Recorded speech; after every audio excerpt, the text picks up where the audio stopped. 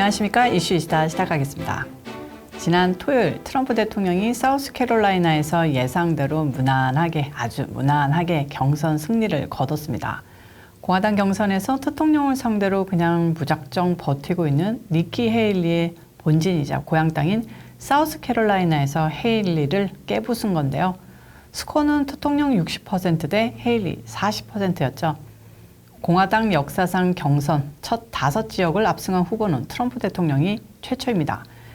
왜 한국 언론이나 좌파들은 대통령이 앵그리 백인, 성난 백인들, 자기들 마음대로 규정을 하고 있는데요. 언론은 아무튼 백인 중산층만 좋아하고 양식 있고 교양 있는 공화당원은 두 손 들고 대통령 싫어한다고 받아쓰기 하고 있는데 지금은 공화당이 대통령당이다라고 이해하는 게 맞다고 봅니다. 그런 상징적인 장면이 오늘 나왔습니다. 로나 맥데니얼 공화당 전국위원회 의장이 대통령의 간택한 인물을 자신의 후임으로 만들기 위해 내달 8일 휴스턴 대회에서 사임하겠다고 발표한 겁니다. 맥데니얼 의장은 전통적으로 공화당 전국위는 대선 후보가 결정되면 변화를 겪어왔다. 이 같은 결정을 존중하는 것이 나의 뜻이며 공화당의 대선 승리를 위해 위원회에 남을 것이다 라고 말했습니다. 맥데니얼 의장은 2012년 공화당 대선 주자였던 밋 롬니 상원의원의 조카이면서 역대 두 번째 여성공화당 전국위원회 의장이었습니다. 맥데니얼 의장은 대통령이 당선됐던 2016년 대선 직후인 2017년 위원장에 처음 선출됐으며 2022년 중간 선거에서 공화당이 당초 예상에 미치지 못하는 부진한 성적을 낸 이후 비판론 속에서도 지난해 사연임에 성공했었습니다. 대통령은 맥데니얼 의장 후임으로 노스캐롤라이나 공화당 위원장인 마이클 와트를 추천하고 있으며 공동위원장으로 자신의 며느리인 라라 트럼프의 지명을 희망하고 있는 상태입니다. 이렇게 될 경우 대통령 충성파가 공화당 전국위원회를 완전 장악하고 공화당은 대통령의 대선 승리를 위한 전력 질주에 확실히 돌입하게 되는 겁니다. 이와 동시에 대통령이 공화당 전국위원회를 장악하게 되면 대통령의 대선 캠페인을 위한 자금력이 훨씬 강화됩니다. 공화당 전국위원회는 지난 1월 모두 1,200만 달러의 후원금을 모집했습니다. 대통령 대선 캠프가 모은 900만 달러보다 많은 액수인데요. 대통령이 전국위원회를 장악하고 경선 승리를 마무리할 경우 위원회 자금으로 대통령 캠페인이 필요로 하는 부분을 충당할 수 있습니다. 자, 그런데 이거라는 것은 대통령 측뿐만이 아니라 뎁스, 네오콩도 마찬가지죠. 네오콩으로 유명한 억만장자 찰스 코크 아시죠? 이 사람이 사실상 니키 헤일리의 물주라고 해도 틀린 말이 아닌데요. 이 사람은 공화당 기부를 중단했고 이와 동시에 니키 헤일리에 대한 지원도 올 스탑 해버렸습니다. 당장 난리 난 것은 헤일리 쪽이죠. 슈퍼 튜스데이까지는 어떻게든 버티겠다. 트럼프 끝까지 괴롭히겠다 하면서 스포일러 얼러 때린 헤일리인데요. 코크가 당장 떨어져 나가면 그때까지 버틸 자금이 될까 싶습니다. 대통령도 이런 시츄에이션에 대해 자신의 트루스 소셜에 AFP, 코크 측이 문의 헤일리를 더 이상 지원하지 않겠다고 밝혔다며 찰스 코크와 그의 그룹은 처음부터 바보 취급을 받았다고 지적했습니다. 소식 하나 더 전해드리겠습니다. 특파원들이 전하지 않는 미국 뉴스 가운데 요즘 미국을 뒤흔드는 사건이 있었는데요. 한 불법 체류자가 조지아 대학의 여대생을 무참히 살해한 사건입니다. 이 일을 계기로 훨훨 타오르는 불법 이민자 문제가 기름 부은 것처럼 더욱 뜨거워졌는데요.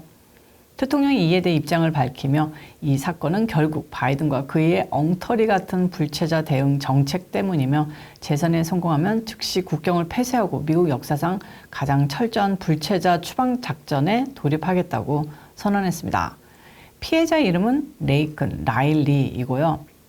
조지아 대학 간호학과 학생이었습니다. 라일리 양은 올해 22살, 정말 꽃다운 나이였는데요. 지난 22일 조지아 대학 캠퍼스 내 레이크 헤릭 산책로 인근 숲속에서 차가운 시신으로 발견됐습니다. 원래 미국의 백인 여성, 특히 젊고 아름다운 백인 금발 여성의 살인 사건에 민심이 가장 크게 동요하는데요. 이번 사건도 발생 즉시 전국적인 관심을 잡았습니다. 그만큼 경찰도 발빠르게 움직였는데요.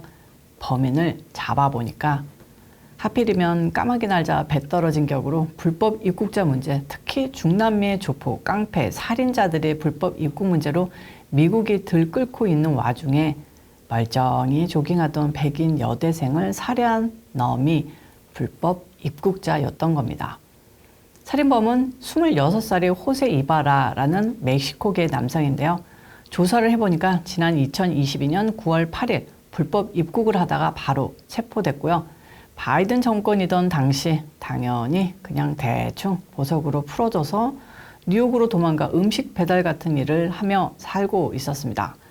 지난해 9월 뉴욕에서 무보험 운전으로 또 체포당했는데 은혜로운 뉴욕 경찰도 그냥 보석으로 석방해 줘버렸습니다. 이바라는 그 후 뉴욕을 떠나 5개 주를 떠돌다가 조지아주로 흘러 들어갔다고 합니다. 이런 잠재적 살인자를 미국에서 쫓아낼 기회가 여러 번 있었는데 결국 이런 무참한 살인사건을 벌여버린 겁니다. 미국민들이 정상적인 사고방식을 가진 사람들이라면 피가 거꾸로 솟을 일 아니겠습니까? 이 살인사건의 책임이 단순히 범인에게만 있을까요? 정말 바보 같은 바이든의 이민 정책, 불법 입국자 대책이 이런 사건을 야기한 것 아니겠습니까? 이바라는 불법 입국 당시에 미국에 망명하러 왔어요. 멕시코에서 날 괴롭혀요. 이딴 말을 했는데요.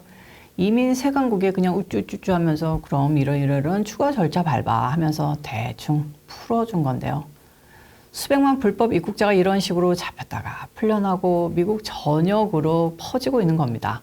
브라이언 캠프 조지아 주지사는 이번 사건에 대해 바이든 행정부의 느슨한 연방 이민 정책이 결국 조지아의 여성의 목숨을 앗아갔다고 분노했는데요.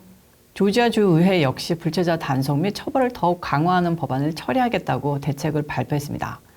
이번 대선에서 바이든 측은 낙태 문제를 또 한 번 들고 나와서 지난해 총선에 승리 거뒀던 것처럼 짭짤한 재미 보려고 하고 있는데요. 불행하게도 이번 대선의 핵심 이슈는 이렇게 불법 입국자 문제가 될 것이 확실시됩니다. 바이든과 대통령은 오는 29일 나란히 텍사스주 남부 국경을 방문할 예정입니다. 바이든이 과연 무슨 헛소리를 거기 가서 할지 궁금한데요. 아마도 우리는 할 만큼 했는데 예산이 부족하고 인력이 부족해서 불법 이민자들을 다 막을 수가 없었어. 이제 더 돈을 쏟아부어서 불법 이민자들을 막아볼게. 나한테 한 번 더 기회를 줘. 이런 식의 뻔뻔한 말을 할 게 뻔합니다. 과연 어떤 미국민들이 이 말을 믿어줄지 모르겠네요. 항상 있죠. 민주당 지지자는 40%의 미국민들. 자, 관련 통계조사 하나 소개해드리자면요. 갤럽이 지난 1일에서 20일 미국의 성인 1,016명을 대상으로 한 여론조사에 따르면 미국이 직면한 가장 중요한 문제로 이민 문제를 꼽은 응답자가 28%로 가장 많았습니다. 갤럽 조사에서 이민 문제가 미국의 가장 중요한 이슈로 꼽힌 것은 2019년 7월 27% 이후 처음이라고 합니다. 또 전체 응답자의 55%가 불법 이민 문제가 미국의 핵심 이익에 중대한 위협이 된다고 답변하기도 했습니다. 자, 오늘의 이슈 시다는 여기까지고요. 시청해주셔서 감사합니다. 오늘도 변함없이 가시기 전에 좋아요 꼭 눌러주시기 바랍니다. 구독해주신 여러분들도 너무 진심으로 감사드리고요. 저는 또 다음 영상에서 찾아오도록 하겠습니다. 안녕히 계세요.